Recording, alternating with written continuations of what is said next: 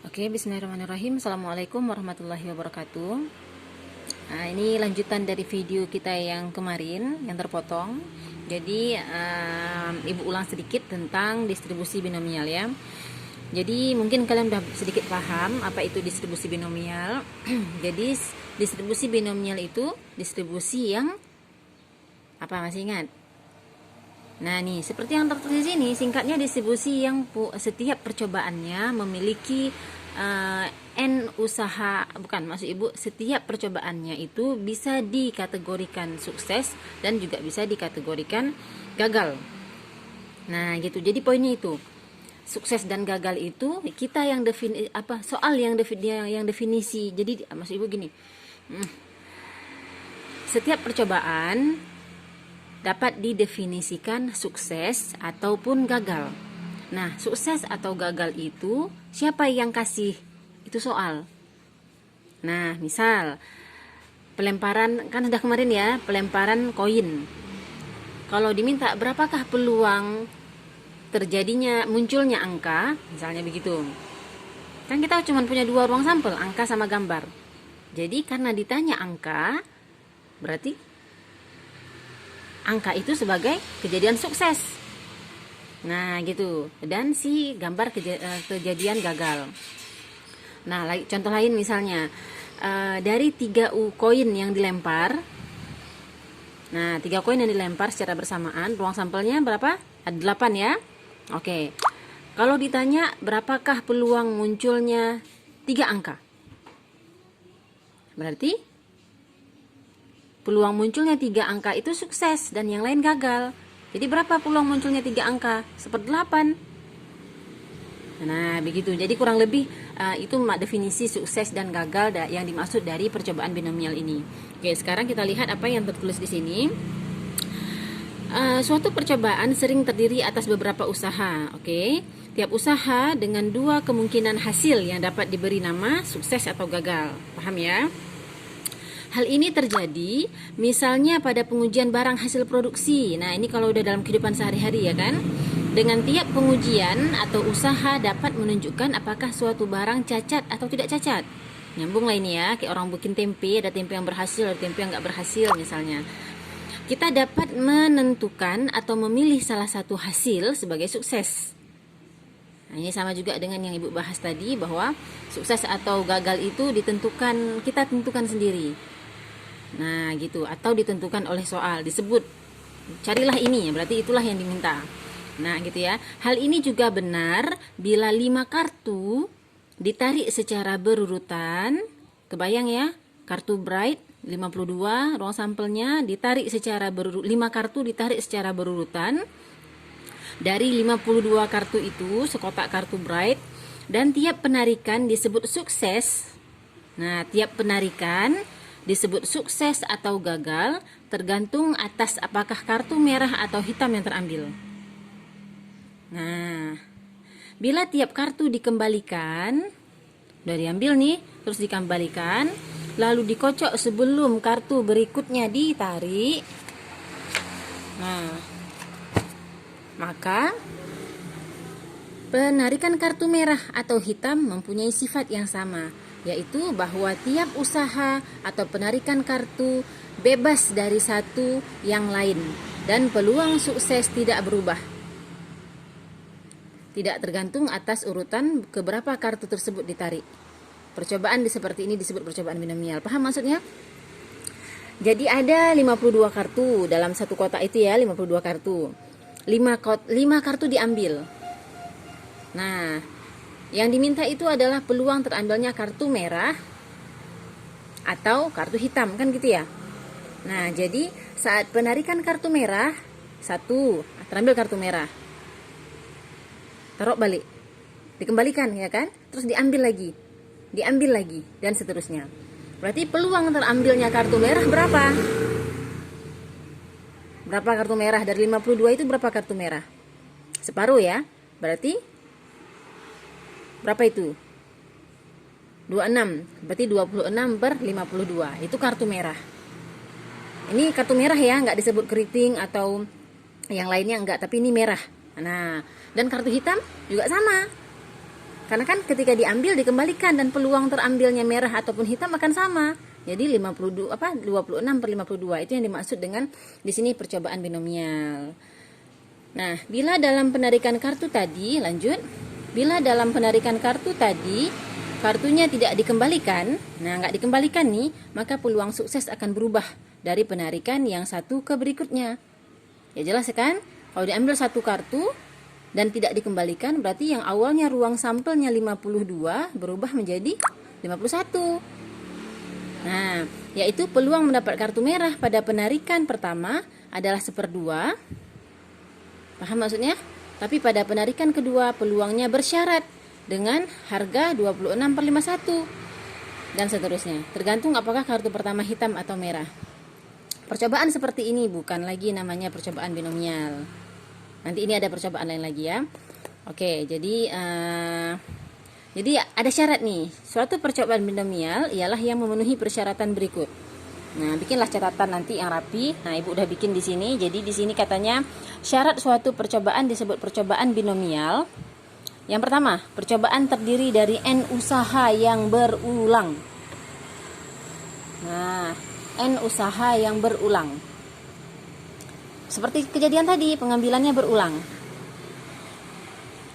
Terus yang kedua, tiap usaha memiliki hasil yang dapat ditentukan dengan sukses atau gagal. Ini jelas ya. Tiap usaha kita kasih nama sukses atau gagal. Yang ketiga, peluang sukses dinyatakan dengan P dan peluang gagal dinyatakan dengan Q. Yang terakhir, tiap usaha bebas dengan usaha lainnya. Artinya, kejadian pertama tidak bersyarat, tidak terikat dengan kejadian yang kedua.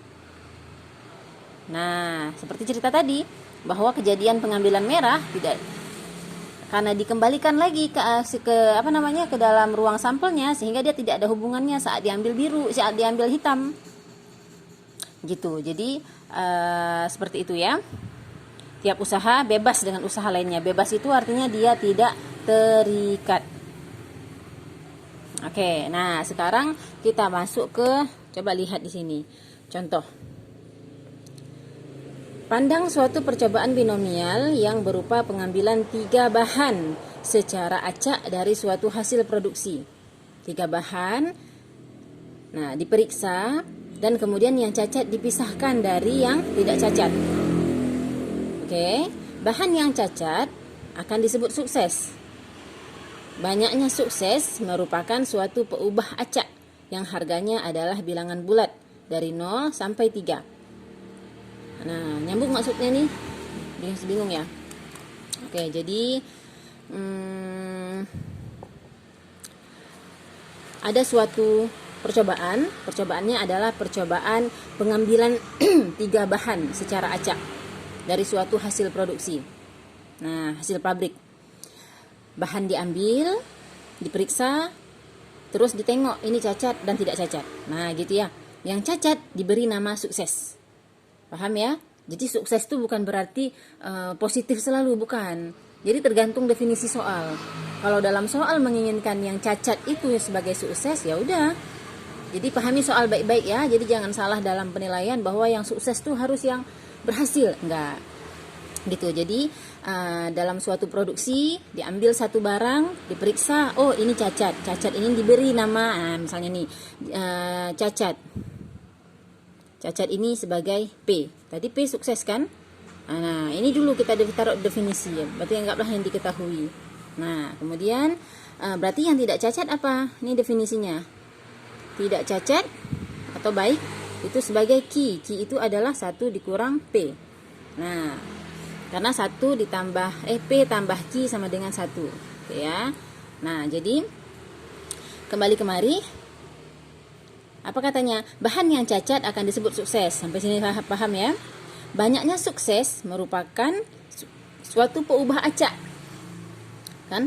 Peubah acak masih ingat X. Yang harganya adalah bilangan bulat dari 0 sampai 3. Kenapa dari 0 sampai 3? Nih, karena yang mau diambil 3 bahan. Yang mau diambil itu 3 bahan. Nanti kalian buat sendiri ya, buat diketahui. Diketahui akan diambil 3 bahan secara acak dari suatu pabrik. Ditulis aja nih, diperiksa kemudian dipisahkan yang cacat. Cacat sama dengan sukses. Nah, gitu ditulis diketahuinya. Ibu nggak tulis ya. dan tidak cacat disebut ki. Nah, gitu. X sama dengan 0, 1, 2, 3. Artinya apa itu? 0, berarti 0 cacat. Berarti kalau X-nya 0, 1, 2, 3. Apa arti 0? Berarti 0 cacat. Artinya 3 tidak cacat. Tidak cacat. Paham? 1 berarti 1 cacat. 1 cacat, 2 tidak cacat. Jadi kalaulah cacat ini dikasih nama P atau Q, kalau di buku cacat ini dikasih nama apa? Cacat C, tidak cacat T. Nah, oke lah, kita sesuaikan dengan buku ya. Cacat itu T. Bukan, cacat itu C. Nah, tidak cacat itu T. Berarti saat penulisan, nah jadi saat kita menulis dalam bentuk peubah acak, kita kan biasa nulis gini ya, X, ya kan? Dan di sini fx. Ini kalau kita udah masuk ke distribusi, berarti ada 0, ada 1, ada 2, ada 3, kan gitu ya. Dan di sini berjumlah sigmanya sama dengan 1. Kan gitu ya, yang biasa kita kerjakan. Jadi 0 ini artinya apa? 0 cacat. 0 cacat. Dan kalau kita bikin dalam tabel yang baru, ini tabelnya. 0 ini maknanya 0 cacat, berarti tidak cacat, tidak cacat, dan tidak cacat. Persis seperti 0 gambar, berarti A. Paham maksud Ibu? Paham, pasti paham insya Allah ya. Nah, ini apa artinya? 1 cacat. Berarti kemungkinan 1 cacat TCT, TTC, CTT. 2, begitu seterusnya. Dari mana memperoleh ini? Nah, ini mirip dengan kalau kita bikin koin. Kan tadi kita punya 2 ruang sampel, cacat dan tidak cacat. Cacat, tidak cacat, kan gitu? Dan kemudian ini berapa kali ambil? 3x3 yang akan diambil, pengambilan 3 bahan. Berarti ini bisa, ini hanya cara ya. Nah, gini. Nah, ini hanya cara, bukan nggak berlaku umum ya, hanya cara aja. Nah, jadilah dia C, C, C, dan seterusnya. Tapi secara logika, kita bisa pikirkan tadi bahwa secara logika 0 cacat. Kemungkinannya berarti tidak cacat, tidak cacat, tidak cacat. Nah, seperti ini. 1 cacat, berarti bisa C-nya di awal seperti ini, CTT. Bisa TCT. Di tengah C-nya bisa di ujung. Nah, ya kan? Dapat 1 cacat. 2 cacat, bisa cacatnya 2 di awal, CCT. Terus cacatnya 2 di akhir, TCC. Dan yang terakhir T-nya yang di tengah. Nah, ini hanya cara. Dapatlah ini 2 yang cacat. Dan yang terakhir cacatnya 3 semuanya. Nah, saat kita tulis kemari, kalau kita masuk ke distribusi ini berapa jadinya? 1/8. Ini 3/8, 3/8, dan 1/8 dari tabel yang ada di buku kalian. Paham maksudnya? Ini baru penjelasan ya, penjelasan dari soal. Kita belum sampai ke pertanyaan terakhir. Yang ditanya, banyaknya sukses merupakan suatu peubah acak. Yang ditanya ini adalah ini ke-8 hasil yang mungkin. Tadi yang ditanya apa? Ini diam. Karena bahan tersebut dipilih secara bebas, ya kan? Dari hasil proses yang dianggap menghasilkan 25% bahan yang cacat, maka apa nih maksudnya? Kan kita perlu nilai. Untuk masing-masing ini perlu nilai. T nilainya berapa? C nilainya berapa? Kan gitu ya. Peluang cacat dan peluang tidak cacat. Nah, jadi di sini di soal ini diberikan kesimpulan bahwa bahan tersebut karena dipilih secara bebas, kan diambilnya kan acak aja. Tidak ada hubungannya sama sekali dengan yang lain. Jadi saat diambil bahan yang pertama tidak akan merubah bahan yang lain, kan begitu ya. Nah, jadi dari hasil proses yang dianggap menghasilkan, jadi dari sekian persen percobaan, dari sekian persen produksi hasil, dianggap 25% bahan yang cacat. Nah, maka 25% bahan yang cacat itu, kalau dari 100, 25% itu berapa? 1/4 kan? 25/100. Ini sih cacat. Berarti kalau cacatnya sama dengan 1/4, berarti Q-nya berapa? Cacatnya 1/4, berarti tidak cacatnya berapa? 1 dikurang 1/4 berapa? 3/4. Nah, karena itulah muncul seperti ini. Jadi peluang tidak cacat itu adalah 3/4, peluang cacat 1/4, dan peluang tidak cacat 3/4. Dikalikan, dapatlah untuk PTCT. Ini berlaku sama untuk yang lain. Sampai sini paham? Sehingga kalau kita masuk ke seperti ini, nah ini dia, peluang hasil yang lain dihitung dengan jalan yang sama. Jadi tadi kan kita udah punya ini nih. Nih, kita udah punya yang punya Ibu kerjakan ini. 1/8 ini kan. Nah, jadi ini masih distribusi untuk satu persatu. Nah, karena sekarang setiap C punya nilai dan T juga punya nilai, ini 1/4, ini 3/4, maka ini berubah. Jadi 0 ini kejadian, jadi ini kita kosongkan, buat baru aja ya. 0 ini adalah kejadian tidak cacat, dan tidak cacat. Artinya 3/4 dikali 3/4 dikali 3/4. Berapakah ini? Berapakah? 27/64. Nah, di sini kita tulis 27/64 dan seterusnya. Bisa dipahami? Ini disebut masih peubah acak binomial. Oke, panjang nih video kita karena Ibu banyak ngocehnya. Nah, sekarang kita langsung ke rumus ini aja ya. Nah, ini udah 16 menit. Jadi distribusi binomial itu adalah, ini dia singkatnya, distribusi yang menghasilkan sukses dengan peluang P dan gagal dengan peluang Q. Jadi banyaknya sukses dalam N usaha bebas. Banyaknya sukses dalam N usaha bebas. Paham? Contohnya ini N usaha bebas. Pengambilan ini tidak ada hubungannya satu sama lain, tapi karena itu dia bebas. Jadi yang ditanya peluang suksesnya. Kan ada 2, jadi peluang sukses dari seluruh kejadian ini adalah 9/64. Nah, ini di sini rumusnya. Diberikan rumus. B binomial, X, apa ini X? X ini adalah sukses. Sukses. X ini adalah peluang apa namanya di sini ya? N ini adalah N usaha bebas, banyaknya usaha. P ini adalah peluang sukses. Peluang sukses, peluangnya ya, peluang sukses. X ini sukses. Q berarti peluang gagal. Jadi rumusnya itu adalah N sama sebenarnya NX, PX, Q, N kurang X. N ini adalah, kalau kita misalkan ini adalah seluruh ruang sampel, artinya seluruh percobaan. X kejadian sukses. Nah, sama sebenarnya kalau dengan rumus-rumus yang sebelumnya, hanya beda pelafalannya aja. Jadi N ini adalah seluruh kejadian, X ini adalah kejadian yang diminta. Nah, P ini adalah peluangnya, peluang kejadian yang diminta. Nah, P pangkat X, X ini adalah si di sini, Q N kurang X. Sampai di sini paham?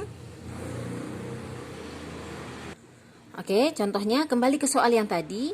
Jadi N-nya untuk soal yang tadi kan 3 pengambilan.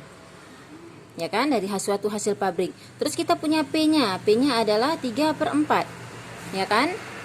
Oh salah. P-nya cacat. Berarti kalau cacat dia 1/4. Berarti peluang cacatnya itu 1/4. Kan 25% ya. Sehingga kan tidak tahu kita X-nya berapa nih. Karena X-nya tidak ditanya. Jadi yang rumus yang bisa kita bikin adalah B, apa tadi? X. Mana penulisannya? X N P, kan gitu ya. Jadi di sini N X P pangkat X Q N kurang X, kan begitu ya. Oke, jadi N-nya berapa? Nah, N-nya 3. X-nya kita kasih nama X dulu. P-nya 1/4 pangkat X, Q-nya berarti 3/4. N-nya 3 dikurang X. Nah, X-nya berapa? X-nya itu 0, 1, 2, 3. Jadi tabel yang ini tadi kan kita peroleh secara manual dengan mengalihkan satu persatu. Ya kan? Seperti tadi kita kalikan di sini satu persatu. Nah, secara binomial inilah rumusnya. Yang kalau nanti kalian masukkan 0 misalnya, berarti 3, 0. 1/4 pangkat 0, 3/4 pangkat 3. 3 kurang 0. Kan gitu ya? Dapatlah nilainya sama dengan ini. Nah, ini nggak jelas ya. 27/64. Begitu seterusnya. Jadi saat kalian masukkan X-nya 1, juga sama hasilnya yang ada di tabel ini. Oke ya, silahkan nanti dicoba sendiri. Oke, contoh berikutnya sekaligus pembahasan tentang multinomial. Ibu sambung di video berikutnya. Ibu tutup ya. Assalamualaikum warahmatullahi wabarakatuh.